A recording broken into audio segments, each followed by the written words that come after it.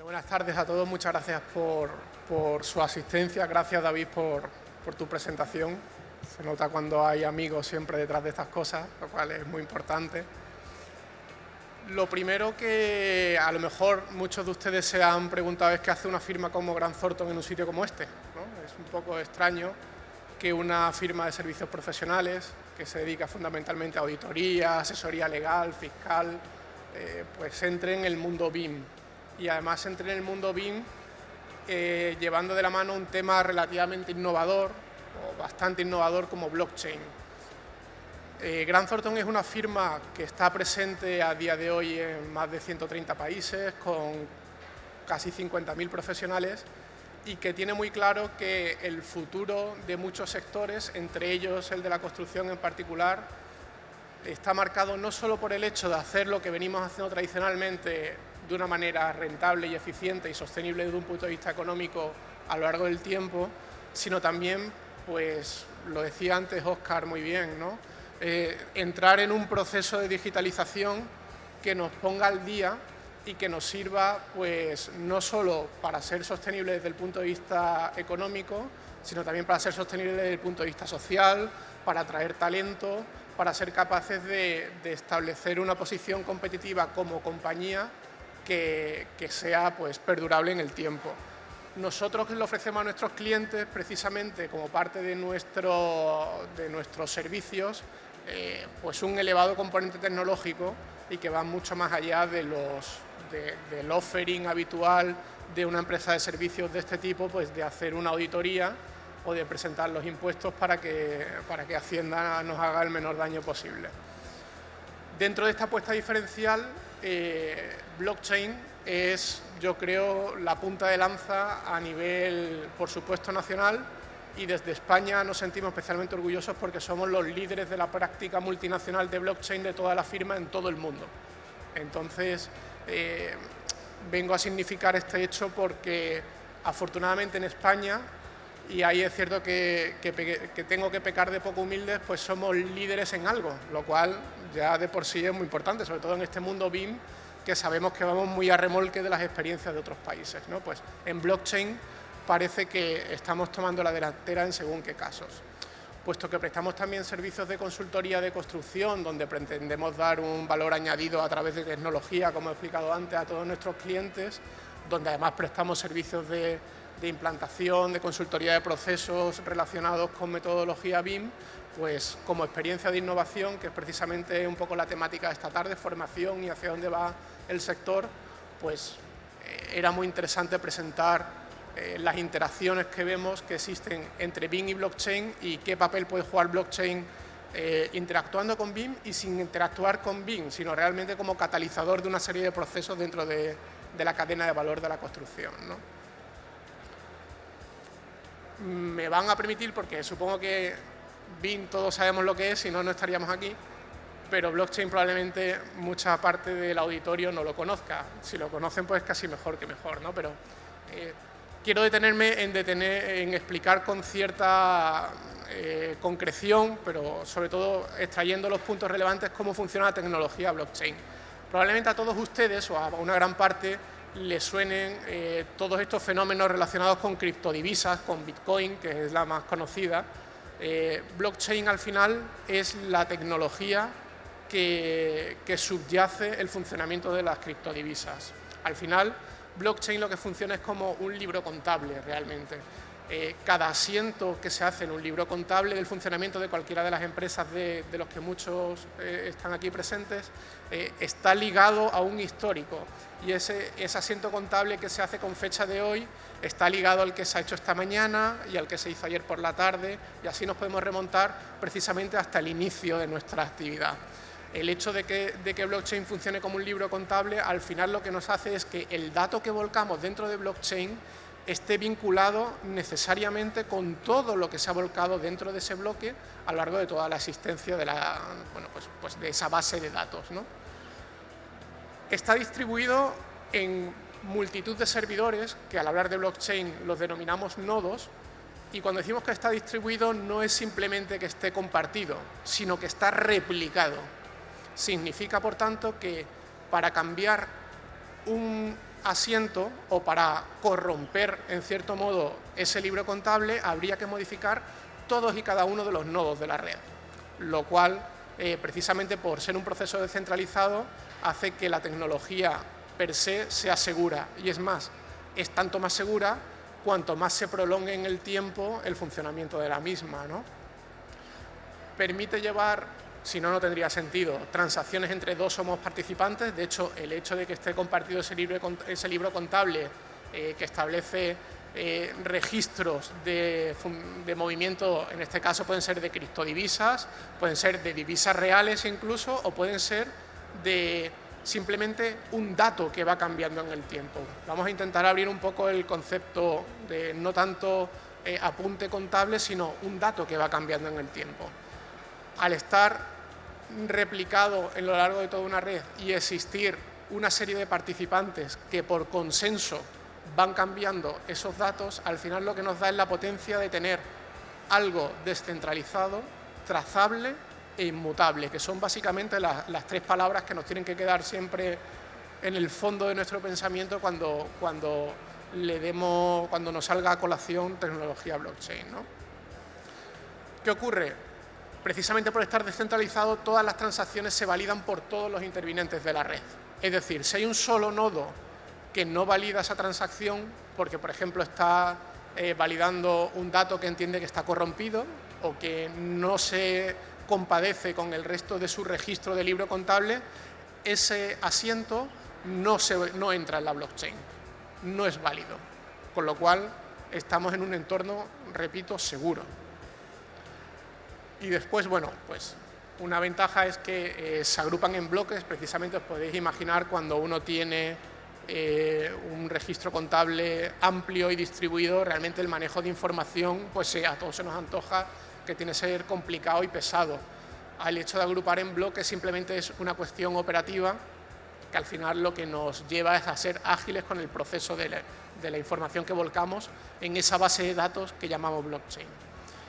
La ventaja, como está distribuido, como todos vemos qué es lo que hay en esa base de datos, pues no necesitamos un tercero que lo verifique.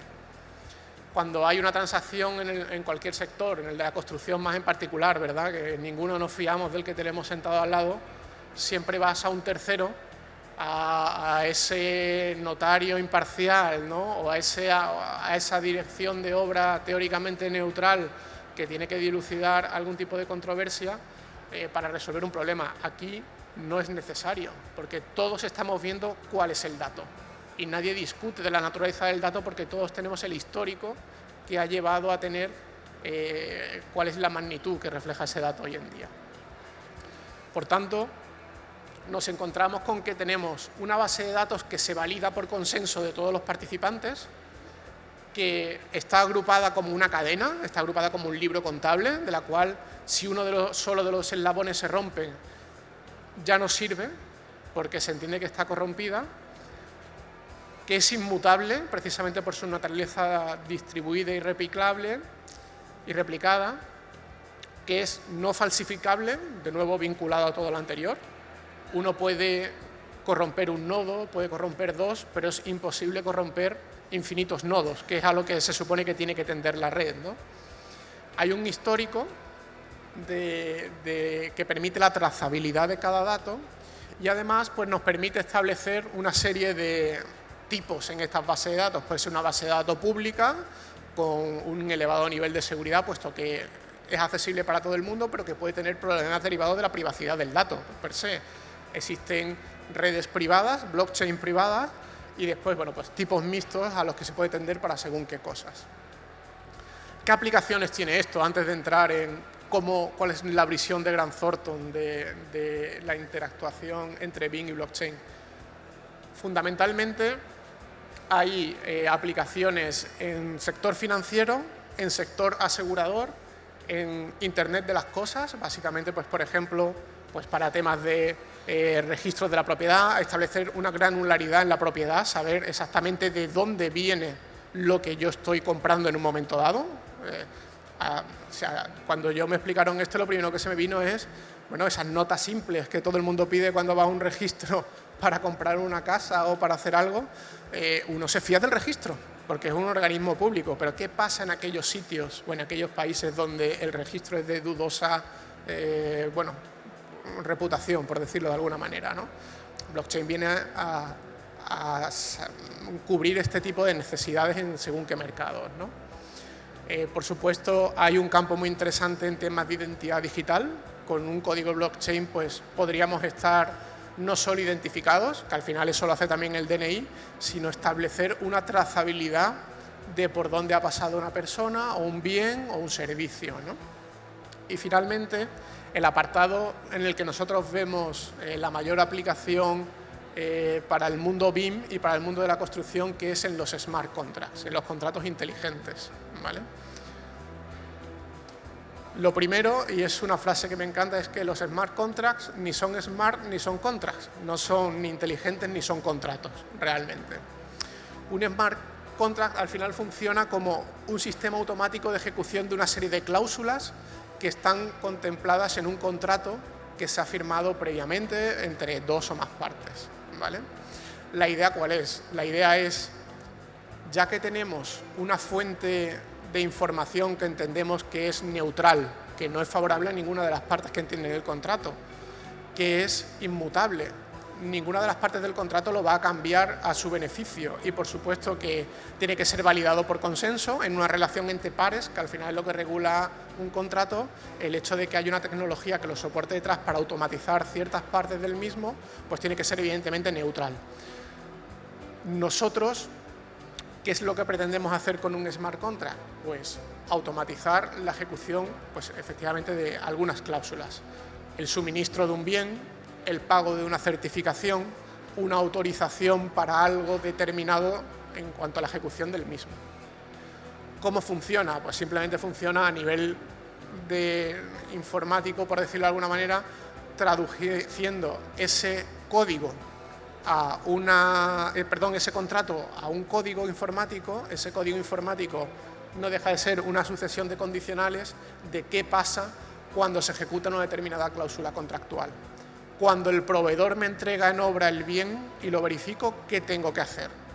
Pagarle, pero para pagarle tengo que verificar una serie de condiciones, que está al corriente de sus pagos con seguridad social, que cumple una serie.